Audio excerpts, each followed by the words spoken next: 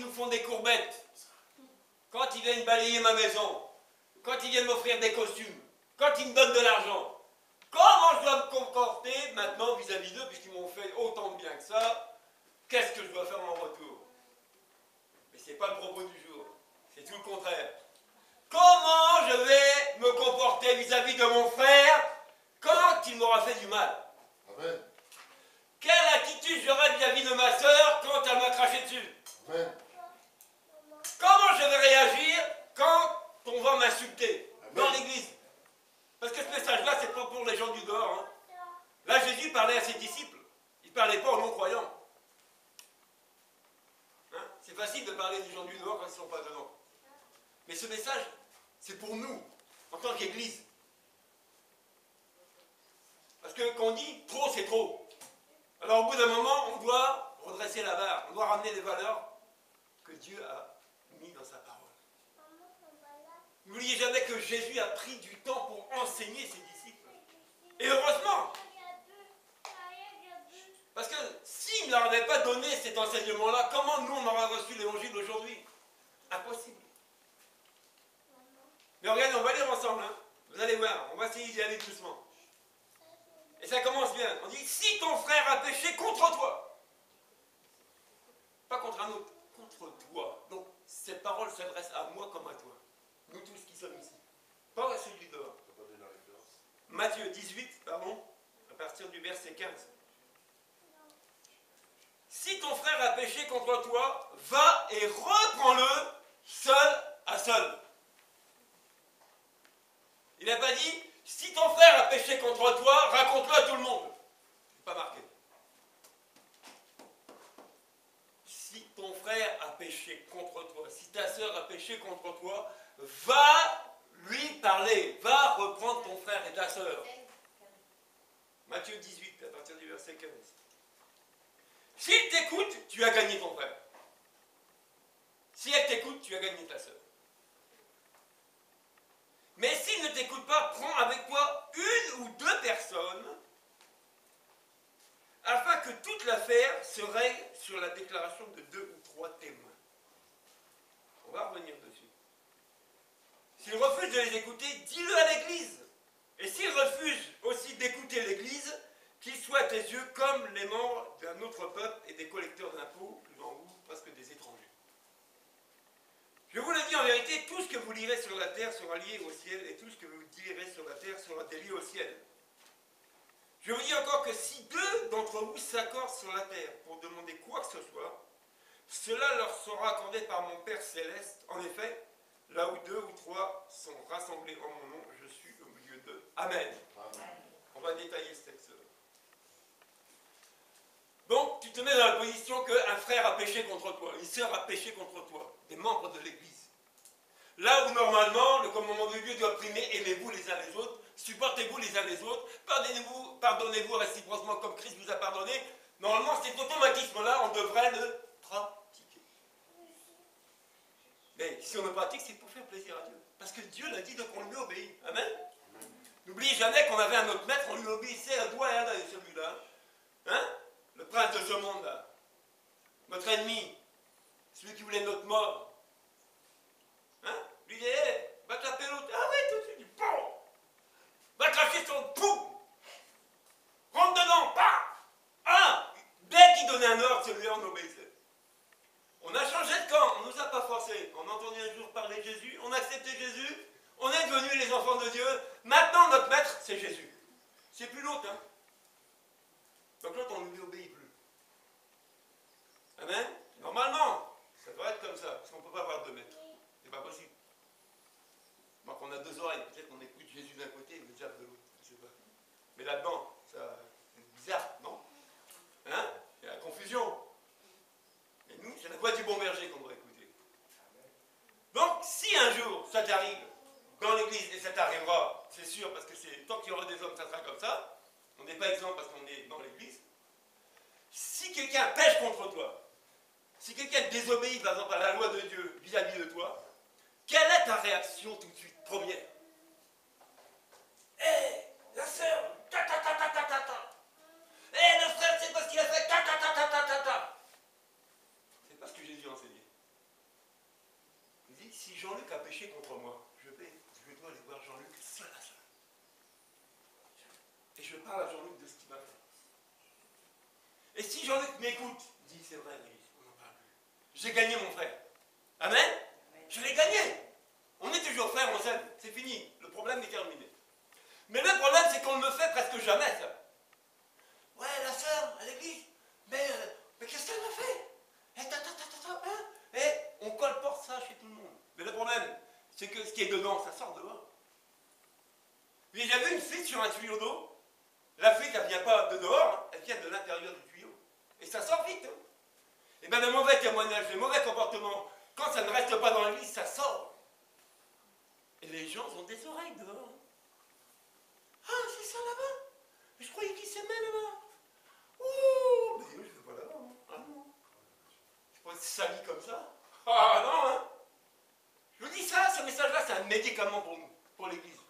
Ah oui, au bout d'un moment, il faut guérir. On ne va pas continuer comme ça, on s'en bat où. Alors regardez ce que l'enseignant de Jésus dit que s'il t'écoute, donc si Jean-Luc m'écoute, quand je vais le voir, quand je fais ma démarche, parce qu'il a péché contre moi, je l'ai gagné. Maintenant, si Jean-Luc il dit non, oh, Régis, c'est bon. Casse-toi là. Tu me gaves, laisse-moi tranquille. S'il me repousse par exemple, les gens n'acceptent pas. Ça peut arriver. Il dit, tu prends 2 personnes avec toi. Des personnes qui vont être témoins de ta démarche pour dire, moi, je retourne voir mon frère, je ne peux pas permettre cette chose-là entre nous deux. Donc je prends 2 personnes avec moi, qui viennent avec moi, et je refais la même démarche sur la base de 2 témoins. Rendez-vous compte. Hein? Non. Et maintenant, s'il m'écoute, c'est bon. Mais s'il ne m'écoute pas encore une fois de plus, qu'est-ce que je vais faire? Je continue à le salir, je continue à le critiquer, je continue à y marcher dessus, ou je fais encore autre chose. Et une chose qu'on fait rarement. Maintenant, j'en parle à l'église. Mais de quelle manière je vais parler de mon frère à toute l'assemblée? Pour dire oui, église, mon frère Jean-Luc, voilà ce qu'il m'a fait, rendez-vous compte, moi son frère, hein? Alors quelle est la réaction? Ben, faut plus lui parler à celui-là. Ah non? Non mais comment il peut se permettre? Dans la maison de Dieu, il a fait une telle chose? Non, on va l'exclure. On ne peut pas mettre ça dans l'église quand même, non, c'est l'église de Dieu, c'est la sainteté. Mais c'est pas ça. Quand la Bible dit, dis-le à l'église, c'est pour que l'église fasse quoi? Mais quel prix? Pour le frère qui a péché. C'est pas pour lui remettre une couche. Il n'en a pas besoin. Déjà, son péché est en train de le pourrir. Il est en train de l'éloigner de Dieu. Mais le but, c'est quoi? C'est de le ramener vers Dieu. Vous comprenez ça? On doit ramener le frère ou la sœur vers Jésus. Et pourtant, c'est eux qui ont mal agi, c'est pas toi. Mais comme on ne le fait pas, comme on a une bouche et qu'on ne peut pas la maîtriser, la Bible dit que la langue de l'homme ne peut pas la dompter. Hein? On ne peut pas dompter notre langue.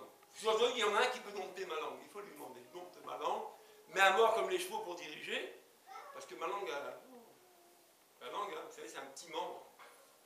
Mais avec un petit membre, on allume un grand feu. Hein, pour ceux qui se mettent en colère des fois, vous voyez, des fois les colères, la dimension que ça prend, ça va très loin. Et après on regrette, oui, mais tu regrettes après, mais ce que tu as fait, c'est bouillant. On ne va pas loin avec la bouche. Alors après on dit que, tu dis à l'église, mais si il refuse d'écouter l'église, s'il n'accepte pas la prière de l'église pour lui, s'il n'accepte pas ce que l'église veut lui manifester comme amour, qu'il devienne comme toi, comme un païen, un péager, quelqu'un qui n'a jamais connu Jésus. Alors moi je vous pose la question, quelle est votre attitude vis-à-vis de quelqu'un qui ne connaît pas Jésus? Ah, c'est une bonne question, hein? Quel est mon comportement vis-à-vis d'une personne qui ne connaît pas Jésus, qui ne connaît pas l'évangile, qui ne connaît pas l'église, qui ne connaît pas lui, qui ne connaît rien? Je l'insulte? Je le critique? Je le salis? Je le maudis? Je le piétine? Je le tabasse? Je roule dessus? Devant? Derrière? Qu'est-ce que je fais avec celui-là? Qu'est-ce que je fais avec celui-là?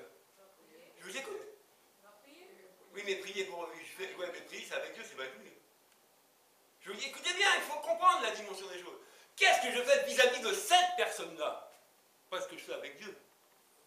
Quelle est mon attitude vis-à-vis d'une personne qui ne connaît pas l'évangile?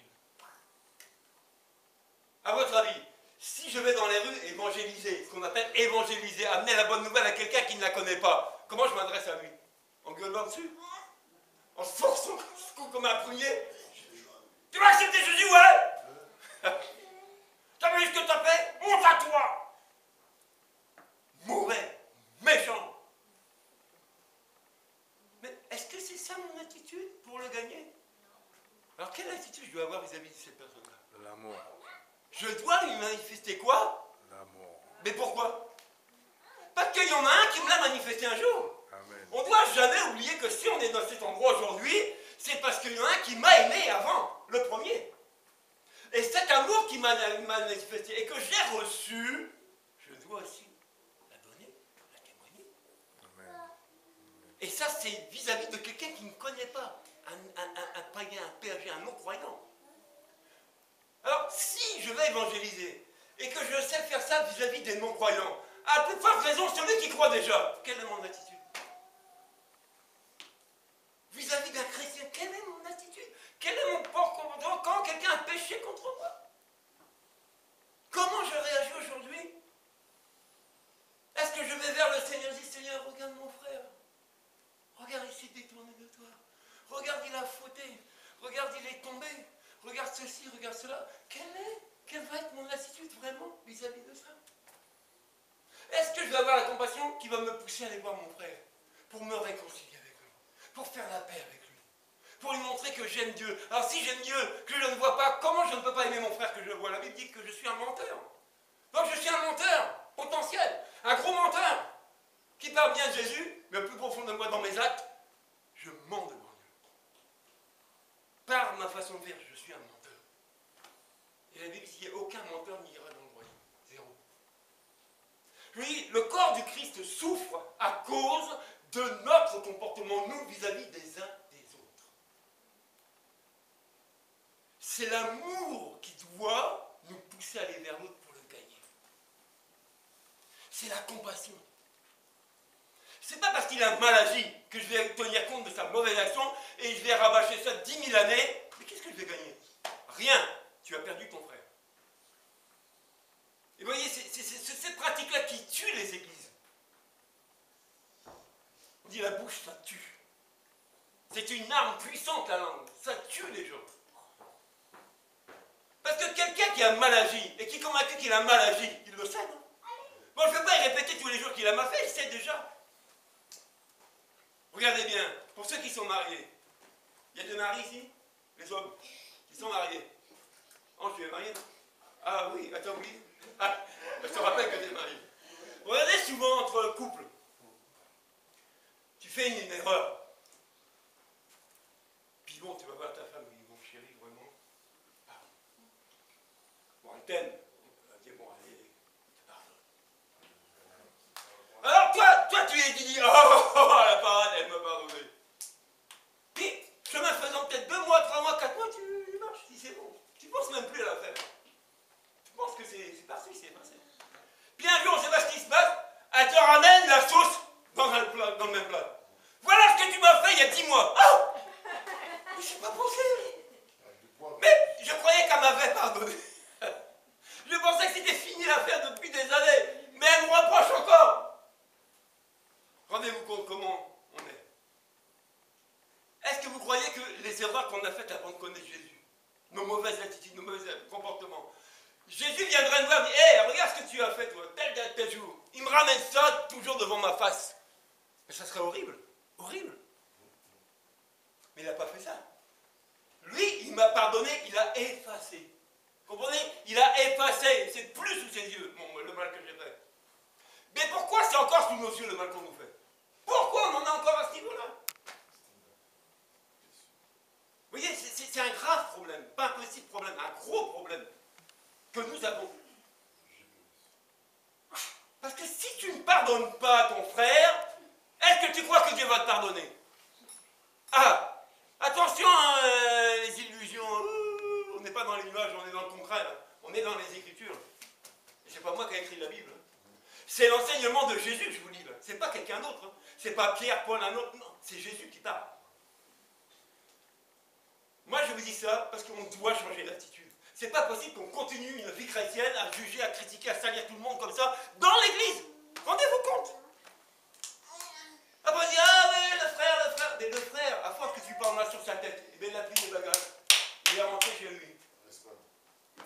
Mais tu l'as perdu. Oui, mon ami, tu l'as perdu. Comprenez-vous? C'est très très important ce que je vous dis. Il faut changer la donne. Quand on pêche, quand on te fait mal, j'ai pas dit que ça te fait du bien. Quand quelqu'un que tu connais, par exemple, Jean-Luc et nous, on se connaît depuis des années. Mais le jour où il viendrait à me trahir, ou que je le trahirais, vous croyez qu'on va danser de joie tous les deux? Ah, Jean-Luc, il m'a trahi. Oh, on boit un coup, on arrose ça. Mais je serais triste, non? Je serais peut-être même par terre. Non. Tout le monde, mais pas lui. Mais il l'a fait. Il a osé faire. Tout ce que j'y ai fait. Oui, j'ai commencé même à regretter le bien que j'ai fait. J'ai commencé même à regretter tout ce que je lui ai donné. Il ne faut pas regretter, mon frère.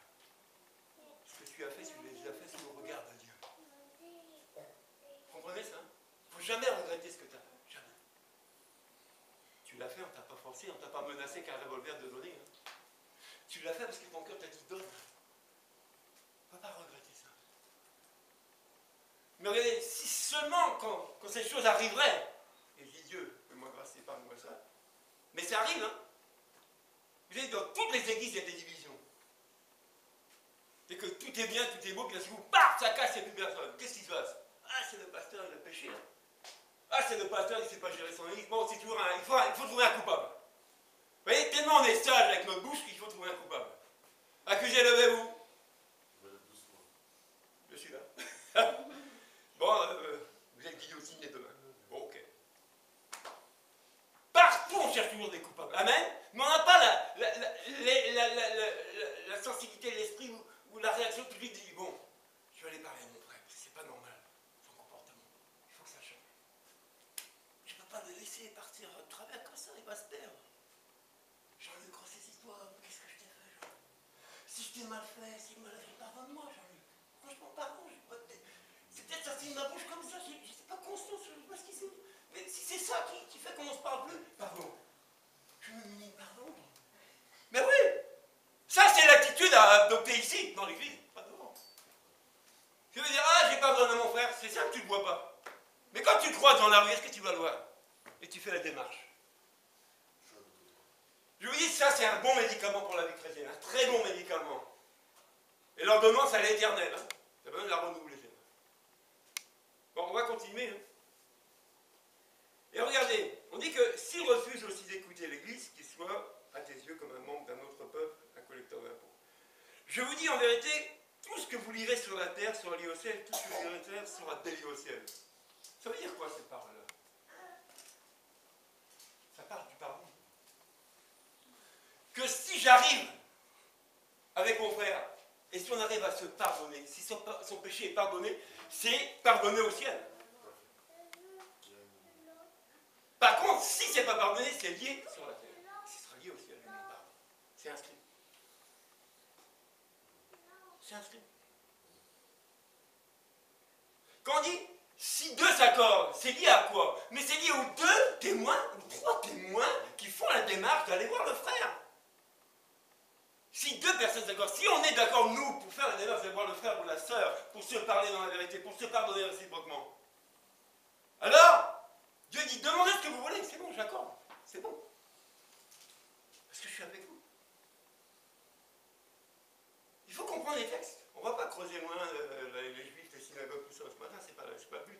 Le but, c'est qu'on doit comprendre le mode de fonctionnement quand quelqu'un me fait mal, quand quelqu'un me heurte le cœur, quand quelqu'un me salit. Moi qui suis devenu enfant de Dieu, quelle est ma réaction vis-à-vis de mon frère?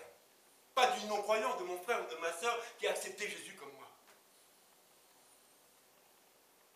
Parce que acte des apôtres, ah, ils demeurent ensemble, la communion fraternelle, ils fonctionnent le pain. J'entends des frères qui me parlent de ça. Mais pourquoi ils ne pratiquent pas ça, eux? Ah oui, les juifs sont vrais, parce que la Bible dit. Moi, je les écoute. Vas-y, on pratique. Mais au moment de pratiquer, il n'y a personne. Parce que pratiquer, c'est un sacrifice. Hein. Il faut ravaler ta salive, mon ami, il faut t'humilier. Ça, on ne sait plus faire. Parler, ça, on saura tout le temps. centenaire, peut-être. Moins de problème dans les églises. Non mais rendez-vous compte. Et c'est dans l'église de Dieu qu'on manifeste de telles choses, alors qu'on a une Bible, et c'est écrit noir sur blanc, comment je dois me comporter, quelle est mon attitude vis-à-vis de quelqu'un qui a péché contre moi. Moi je vous dis, faites l'effort de lire ces textes-là et de pratiquer. Vous allez voir, ça change tout. Ça guérit, ça libère, ça change tout. Et ça rend un bon témoignage. Ça vous plairait? Vous sortez d'ici, puis vous croisez quelqu'un, et tu tends un peu l'oreille, tu ne fais pas exprès, tu écoutes, et on entend mal parler d'un frère ou d'une soeur qui est ici. Tu entends mal parler même de toi. Ça te ferait plaisir, toi? Je pense pas, hein. À votre avis, est-ce que ça fait plaisir à Dieu, ça? Quand on parle mal de son église. Parce que c'est pas la mienne, c'est la sienne. Est-ce que ça lui fait plaisir? Est-ce que ça réjouit le cœur de Dieu? Est-ce que qu'on dit, oh mes enfants, oh ils sont désobéissants, ouais, c'est bien, continuez. Mais vous croyez que Dieu va laisser impuni ces choses-là? Vous croyez quoi? Il ne faut pas dire, ah Jésus, oh il m'a pardonné. Mais je dis aux gens, soyez réels, soyez vrais. Lisez les textes, vous allez voir si vous êtes pardonné. Non, il ne faut pas jouer avec ça.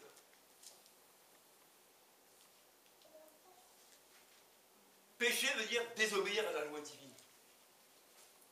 Quand je pêche, je désobéis à la loi divine. Je désobéis. Mais est-ce que Dieu me jugera pour ça? Est-ce que je n'ai pas une solution de ce que j'ai mal agi? Il n'y a pas une solution. Alors s'il n'y a pas de solution, moi je dis, j'ai pas de vie éternelle, je suis foutu. Il y a toujours une solution. Jésus n'est pas mort pour rien. Mais ça, on n'est même pas convaincu, nous, des fois qu'on est pardonné par Dieu. On ressasse encore des choses qu'on ne devrait plus ressasser. Je lui dis, on est malade. On est enfant de Dieu, mais on est encore bien malade. C'est pire que la grippe qui sévit en ce moment. Hein? Ça tue des milliers de personnes, la grippe. Mais la bouche, ça tue combien de milliers de personnes? C'est grave, hein, ce que je vous dis ce matin. Marc 11, on va lire.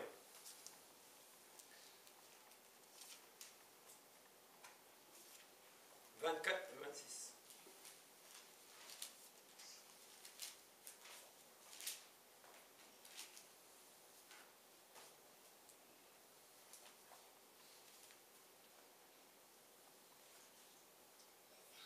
C'est pourquoi je vous le dis, tout ce que vous demanderez en priant, croyez que vous l'avez reçu, et cela vous sera accordé.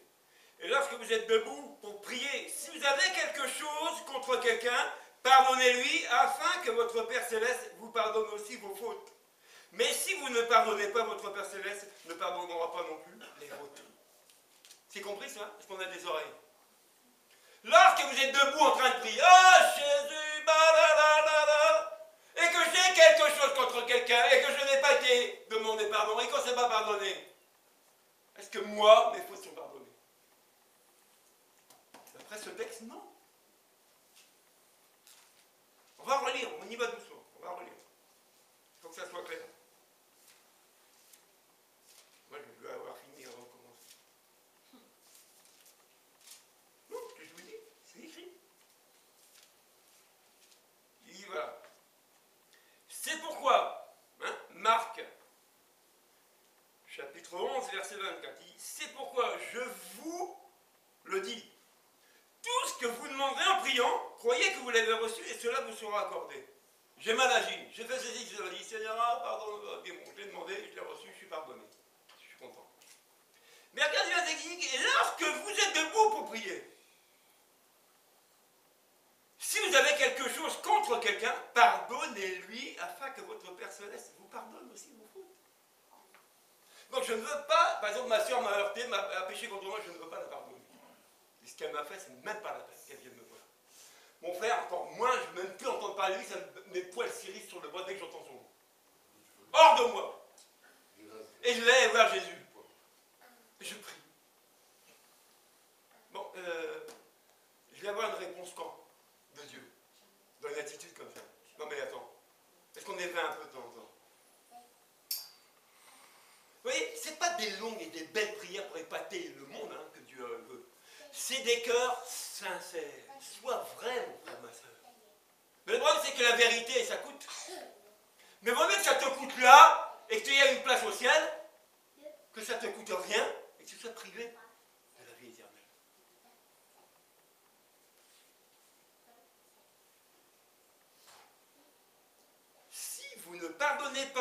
votre Père Céleste ne vous pardonnera pas non plus vos fautes.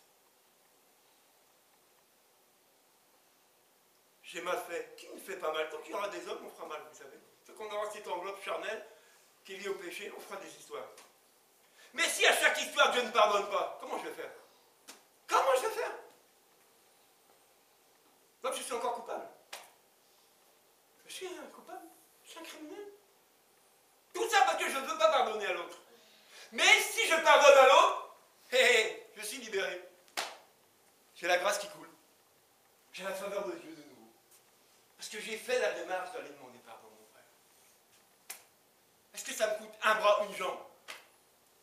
Ça me coûte d'aller m'humilier. Et ça, on ne veut plus. On ne veut pas se rabaisser. On ne sait plus se rabaisser. Mais Jésus ne s'est pas rabaissé à notre niveau. La Bible dit qu'il a quitté son trône de gloire, un trône où des rois s'assoient, un trône de gloire, et il s'est fait pauvre pour nous, pour venir nous parler, pour qu'on puisse avoir accès auprès du Père. Est-ce des fois, on comprend un peu cette dimension-là? Moi, je vous dis, ça me brûle le cœur, ça me fait pleurer des fois, quand j'entends de telles personnes parler de Jésus, on dit, mais est-ce qu'ils sont conscients que s'ils restent comme ça, il n'y a pas d'héritage? Ils restent sur la terre, c'est même pas la peine d'y compter. Je dis tout le temps, Jésus c'est un choix, on y croit, on n'y croit pas, on ne force personne, vous comprenez? Mais quand tu t'engages, que tu crois, tu t'engages, les eaux du baptême et tout ce qui suit, mais mon ami, respecte ton engagement devant Dieu. Fais ce que Jésus t'a dit de faire. Si tu dis pardonne, va pardonner. Ça, on va passer une vie à croire que oui, tout est bon, oui, Dieu m'est favorable, mais mon ami, c'est dans ta tête, ça. Dans l'Écriture, c'est faux. Tu t'es fait un film. Parce que le non-croyant qui habite à côté de chez toi, il a la même faveur que toi. Et lui, il ne croit pas. Ah oui, Dieu m'a fait cracher un travail. Ah bon? Donc il y a que toi qui travailles, parce que tu as Jésus. Donc les non-croyants, ils n'ont pas le droit de travailler, ils n'ont pas Jésus.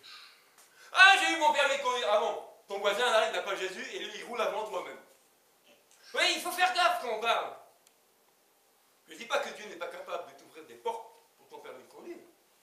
Si tu sais que tu n'as pas la capacité de l'avoir, mais par la prière, il y a des portes qui s'ouvrent et tu as ton permis, dis gloire à Dieu. D'accord. Amen. Si par exemple tu es bloqué dans ton travail et toutes les portes sont fermées, et tu dis Seigneur, tu dis que l'homme qui ne travaille pas ne mange pas, il faut que je travaille. Et qu'une porte s'ouvre parce que tu viens de lui dire ça, dis ok, gloire à Dieu. Comprenez? Mais si tu fais la gueule un peu comme les autres, et puis qu'on te donne du boulot, hein, le témoignage, il n'est pas trop crédible. Hein? Bon, on va rester dans le contexte. Matthieu 6. Verset combien? Qui connaît la prière? Le Notre Père. Moi, j'ai jamais su ça par cœur. Bah, Catherine, tu vas te lever, tu vas la réciter. Ah ben, excuse-moi. J'ai dit que tu la connaissais. Oui, je la connais. Mais attends, je vais un peu aussi. Ben, vas-y, on t'écoute, Catherine. Notre Père qui es aux cieux, que ton nom soit sanctifié, que ton règne vienne, que ta volonté soit faite sur la terre comme au ciel. Pardonne-nous nos offenses comme nous avons pardonné aussi à ceux qui nous ont offensés. Amen. On arrête là. Pardonne-nous nos offenses, comme nous pardonnons à ceux qui nous ont offensés. C'est la prière que j'ai enseignée ou pas? Bon, est-ce qu'on obéit à ce texte-là? Dieu pardonne mes offenses, comme moi je pardonne à ceux qui m'ont offensé. Je pardonne. Ou je les retiens captifs. Ou je les boude. Ou je leur fais la tête. Où je ne veux plus les voir, je ne veux plus les entendre même. Mais pardonne mes offenses quand même à Dieu. Ah oui, bah attends, j'ai prié, hein. Oui, mais t'es exaucé quand? T'as fait que la moitié du contrat. T'as pas fait le pas. Parce que dans l'évangile, Dieu demande toujours ta part. Lui, il fait la sienne. Mais il fera sa part si tu obéis à ce qu'il t'a dit de faire. Mais si tu fais que la moitié, ben lui, il fera la moitié qu'il t'a écouté. Mais il ne peut pas faire le reste. Parce que toi, tu ne fais pas le reste non plus de ta démarche. Ah bah oui, moi quand j'entends les gens, ah, vraiment, j'ai demandé pardon à Dieu parce que le frère m'a blessé. Je dis, qu'est-ce que c'est cette affaire? Qu'est-ce que Dieu va faire là-dedans? Il dit que c'est à toi d'aller voir la personne. Laisse-le tranquille. C'est ta part d'aller me chercher le pardon. C'est pas la part de Dieu, ce coup-là. On mélange tout aujourd'hui. Ah, on va voir des gens tomber, on va entendre des gens guéris, on va voir le ciel s'ouvrir, oui. Mais commencement, l'amour, le pardon, tout ça, on a oublié dans la vie chrétienne. On a oublié comment on doit se comporter quand on a accepté Jésus. On a oublié ça. Mais comment voulez-vous que les gens viennent aussi à Christ si nous, déjà, tordus comme on est, on désobéit régulièrement à la parole de Dieu? Je veux dire, moi je suis chrétien. C'est quoi? Excuse-moi, hein. Ton témoignage, ça ne reflète pas ce que la Bible nous dit.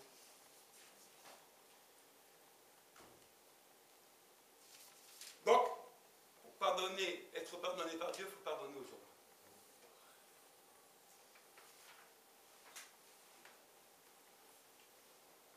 On a vu, vendredi on était là, avec quelques personnes, et on a partagé le texte de la femme adultère. Une femme qui avait commis le péché d'adultère. Donc il y avait des religieux qui étaient là, ils ont pris la femme, ils l'ont amenée à Jésus. Et toute la foule qui était là. Si vous voulez lire le texte, vous lirez. On va peut-être pas lire tout. C'est dans Jean 8, versets 3 à 11. Jean. Vous allez voir ce contexte-là qui est... On en a partagé un vendredi. Jean 8. On va revenir dessus quelques morceaux. Hein.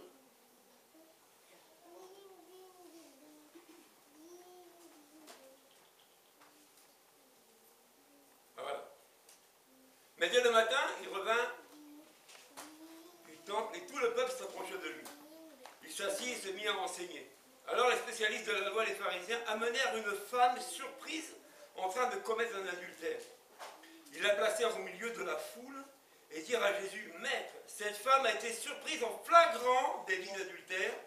Moïse, dans la loi, nous a ordonné de lapider de telles femmes. Et toi, que dis-tu » Il disait cela pour lui tendre un piège afin de pouvoir l'accuser.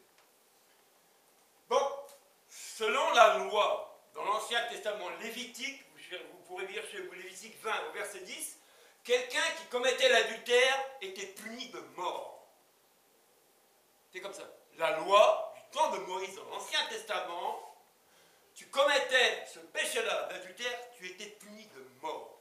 Donc, tu ne passes même pas au tribunal. Tu n'as pas d'avocat. C'est la sentence qui tombe. Tu es mort.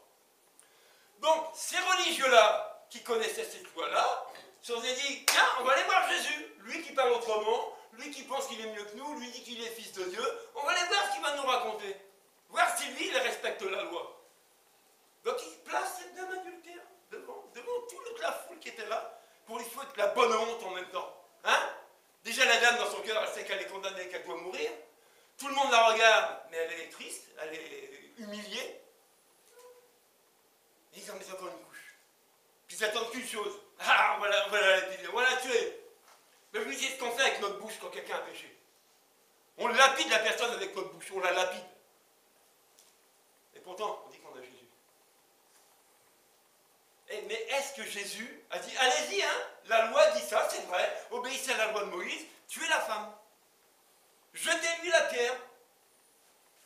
Mais Jésus, c'est pas ce qu'il a fait. Il les a tous regardés. Ah, ok. Que celui qui n'a pas péché, je lui jette la première pierre. Vous pensez être meilleur qu'elle parce qu'elle a commis l'adultère? Ok. Donc si vous n'avez rien à vous reprocher, si vous avez tout bien fait ce que la loi vous enseigne, ben tuez-la. Allez-y. Et moi, je vous laisserai. Tuez-la. Mais qu'est-ce qui s'est passé? Ben, un par un, ils ont jeté la pierre et ils sont partis. Pourquoi? Parce qu'ils savaient très bien qu'eux aussi avaient péché, avaient désobéi. Et aussi devaient avoir une sentence. Et la femme, on ne l'a pas lapidée. Jésus lui a dit, mais ils sont où ceux qui t'accusent? Dis-moi ça. La dame, il n'y a personne. Et qu'est-ce que Jésus a fait? Mais il a fait ce qu'on doit faire, la loi de l'amour. Dis-moi, je ne te juge pas. Va, mais ne pêche plus. Rendez-vous compte de ce contexte? Tu peux être toi aussi, être surpris en train de faire une mauvaise chose. Et un frère ou une sœur te voit. Et à l'image de ces religieux, tu ligues les gens de l'église pour te descendre un peu. Mais toi, tu fais tout bien, Tu n'as jamais une mauvaise pensée. Tu n'as jamais un mauvais sentiment contre quelqu'un. Tu n'as jamais un mauvais mot qui sort de ta bouche. Jamais. Parce que si c'est jamais, tu t'appelles Jésus. Donc pourquoi tu vas juger la personne? Pourquoi tu vas la condamner? Alors que toi aussi, tu es sous la condamnation à ce moment-là. Toi aussi, tu es sur le jugement. Vous voyez, il faut être juste avec soi-même. Il faut se dire, je ne suis pas le meilleur. La personne, d'accord, elle a mal agi vis-à-vis de moi. Mais est-ce que moi, je n'ai jamais mal agi vis-à-vis de quelqu'un d'autre? Vous voyez, c'est ce qu'il faut se dire souvent. Est-ce que moi, quand Dieu me regarde, il est content de moi tout le temps? Est-ce que quand je suis dans le secret, pas vu, pas pris, Dieu est content de moi quand je mets la main où il ne faut pas? Ah. Hein? Quand la colère commence à monter et que les mots sortent là, comme une machine à détruire, une Kalachnikov, est-ce que Dieu est content de moi? Donc moi, on me l'a fait, et moi je condamne la personne. Mais je suis juste comment? Vous voyez, les attitudes qu'on a. Et après on dit, ah, l'église là-bas ça va pas, et puis les frères, et puis les sœurs, ils disaient, mais Dieu c'est faux. Qu'est-ce qui s'est passé? Matthieu, on continue. On revient à Matthieu. On n'a pas fini, on a fait que la moitié. Ça va jusque-là? Si vous avez soif, levez la main. Ange, il vous donnera un peu d'eau pour faire glisser un peu le médicament. Des fois, les médicaments sans eau, le cachet reste coincé. Hein? Amen? Amen. Ce que je vous dis, c'est très très important. Il faut qu'on pratique ça. Alors, vous voyez, après ce texte-là, comme Jésus enseignait ses disciples, il y a un disciple qui était là, qui s'appelle Pierre. Pierre a écouté ce que Jésus a dit. Et Pierre se lève et dit, ah! Jésus, il dit, alors Pierre s'approcha de Jésus et il dit, Seigneur, combien de fois pardonnai-je mon frère quand il a péché? Combien de fois je dois pardonner Jean-Luc quand il agit mal vis-à-vis de moi, quand il pêche contre moi? Combien de fois? Alors, selon les lois, la logique, tout ça, il disait 3 fois. Jusqu'à 3 fois. Après, c'est bon. Alors, Pierre, qu'est-ce qu'il fait, Pierre? Il sait que, selon ces textes-là, on doit pardonner 3 fois. Après, non. Lui, Pierre, il se lève, il dit 7 fois. Est-ce que c'est 7 fois que je dois pardonner? 7, c'est le chiffre de la perfection. Donc, vous voyez, Pierre, pour se donner des garanties devant Jésus, il dit, ah non, Jésus, je le séduis. Je vais dire 7 fois, moi. Je lève l'enchère. Eux, c'est que 3 fois, ils ne vont pas plus loin. Moi, Pierre, quand même 7 fois. Pierre, Jésus, regarde, moi. Et Pierre est surpris parce que je lui dis, non, non, tu n'as pas compris, Pierre. Je ne te dis pas 7 fois, tu pardonnes ton frère quand il a péché contre toi. Je te dis 7 fois 70 fois. Oh, 490 fois en une journée pour une mauvaise attitude vis-à-vis de toi. Qui dit mieux?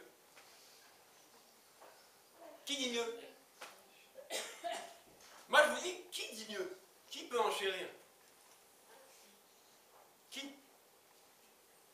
Sous-entendu, pardon, pardon, pardon, pardon, pardon, pardon, pardon. Nous avons une vie de pardon à pratiquer vis-à-vis de nos frères et de nos sœurs quand ils agissent mal vis-à-vis de nous. Et c'est pas Régis qui vous le dit, c'est écrit noir sur blanc dans un livre qu'on appelle la Bible, la Sainte Écriture, et ces textes, c'est Jésus qui était en train d'enseigner ses disciples. Alors nous, on obéit à qui? À Jésus ou à nous-mêmes?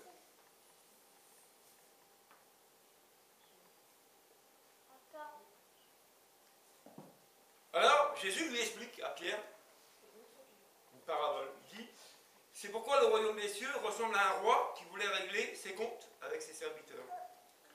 Quand il se mit à l'œuvre, on lui amena un qui devait 10 000 sacs d'argent. 10 000 sacs. Lui, derrière, le corridor de fond, il a piqué combien? 3,5 millions d'euros. C'est 60 sacs. Non, 60 sacs, hein.